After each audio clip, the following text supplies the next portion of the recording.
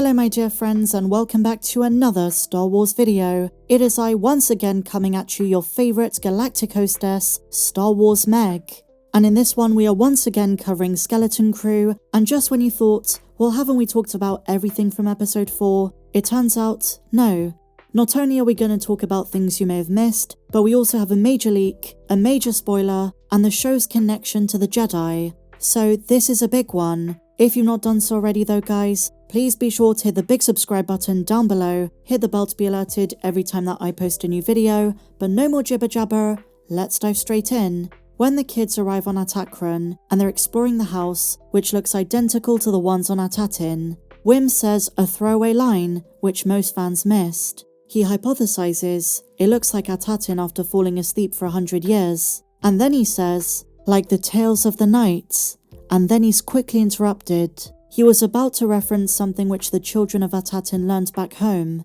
Did they learn a story about a Jedi who fell asleep for 100 years, woke up and their planet was very different? If that's the case and it's not just a myth, you'd have to figure it's a species like the Yoda species. And in Star Wars Legends, there is such a tale, my dear friends. In one of my favourite comics, Jedi Master Yaddle is imprisoned underground for over a century.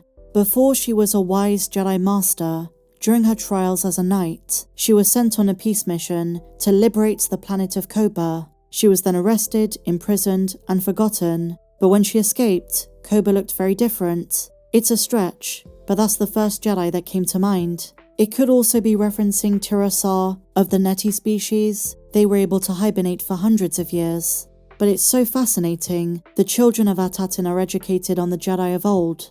Any mention of knights in the context of the Star Wars franchise gets us thinking about Knights of the Old Republic. Were they taught about specific Jedi? To the children of Atatin, the Jedi are something of a fairy tale. Wim is obsessed with them. He wants to be one. It's why he was so inclined to trust Jod before they found out he wasn't strictly a Jedi. But this small mention, this small Easter egg, is pretty significant because unlike a lot of worlds in the galaxy during this time, Atatin has stories of the Jedi of old that the Empire would have certainly destroyed had Atatin been affected by the war. But now the New Republic is in power, not that they know about it on Atatin, so there is a better connotation with the Jedi than just a few years ago. But Atatin's been closed off, they don't know about the Empire or the war, so their stories are stuck in the old days, whether that's the Old Republic or the Republic of the prequel trilogy. They don't know what happened since, but to the rest of the galaxy, it's a different situation. During the rise of the Empire,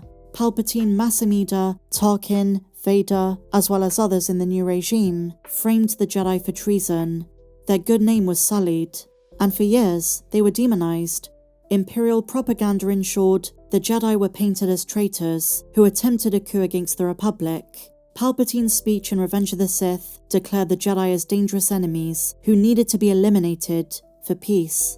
This of course influenced public belief. And while there were some who may have been conflicted, the majority of ordinary citizens, especially those in the core worlds, believed the narrative because they had limited personal interactions with the Jedi and they relied on Imperial-controlled media for information.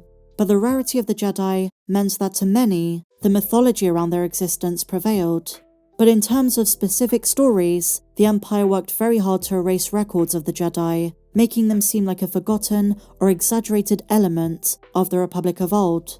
And this is why what Wim says is so significant, because it means to Atatin, those stories and myths were never dragged through the mud. There's still something more tangible. But, post-Endor, to most, Luke Skywalker is the hero of the rebellion. There are of course many remnant worlds, many sympathizers of the Empire of old who want to see the regime return. And this is why it's so interesting that Jod feels the need to hide his Force abilities. He wasn't isolated like the kids, so he knows the New Republic's in power. It would have raised too many questions, caused too many problems, if his pirate crew knew he had the Force. But we need to learn more. And speaking of the Jedi, my dear friends, massive spoiler warning, we have a huge reveal for an upcoming episode. There is a Jedi connection coming up. I spoke about this just before the show dropped, but today there is more evidence. What am I talking about? There are going to be lightsabers at some point. That's right, whether it's in Jod's flashback, which Jude Law teased is going to be in the 7th episode, or if he still has one, if it's a Jedi in this era, there are going to be lightsabers. In a new interview with the Vegas film critic, the girl who plays Fern, Ryan Kira Armstrong, says classic tropes from Star Wars, including lightsabers, are present at some point in the next few episodes. At the moment, with what we know, that seems so unprecedented, but isn't that so exciting? There was that casting leak that the actress Hayley Webb is playing a Jedi called Nina Narwood, so one of Jod's siblings, or his mum. Then there are those that believe that Jod is Obi-Wan's long-lost brother. I don't think they're gonna go this route. Jude and the showrunners tried to shut down speculation, but maybe they're just trying to catch us unawares for a big surprise. I wouldn't rule anything out. I mean, she could just be talking about the lightsabers on Wim's datapad, but we do know for a fact Jod's past is going to be explored. And staying on the subject of Skeleton Crew, now for a couple of things I suppose are a bit less serious. Did you know Haina's blaster is inspired by the Dalek gun from Doctor Who? And finally, and this one isn't from this most recent episode, this one is from episode 2, when the kids go to Port Borgo. There is a Sith hiding in plain sight. Well, kind of. Do you guys remember this character? Her name is Melna. She's a Thelan dancer from the Starport. And in the episode she tried to help KB and Fern, realizing they were just children, and it really took her aback, seeing them in such a vulnerable, dangerous place. The role she played in the episode was being yet another character who didn't believe the kids when they said they were from Atatin. She thought they were joking.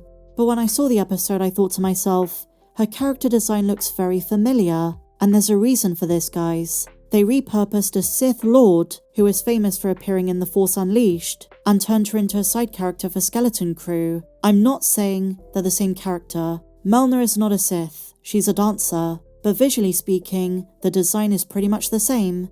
Melna is based on a character called Darth Phobos, a female Thelan, very similar aesthetic, born on the planet Korriban, the homeworld of the Sith, and she was around thousands of years before the Clone Wars. She was ruthless in her bid for power. She was given the nickname the Hidden Fear among the Sith, and her image was incorporated into the Jedi Trials as a simulation for the Trial of Insight. In 3BBY, in The Force Unleashed, that simulation fought Starkiller and was defeated. It's interesting that it's not been acknowledged, but you can't deny the visual similarities. We know at some point there is some link to a Sith temple, but I don't think Melna has anything to do with it. But she was too caring to be a Sith, and at the end of the day, it's just the species and the hair that's the same.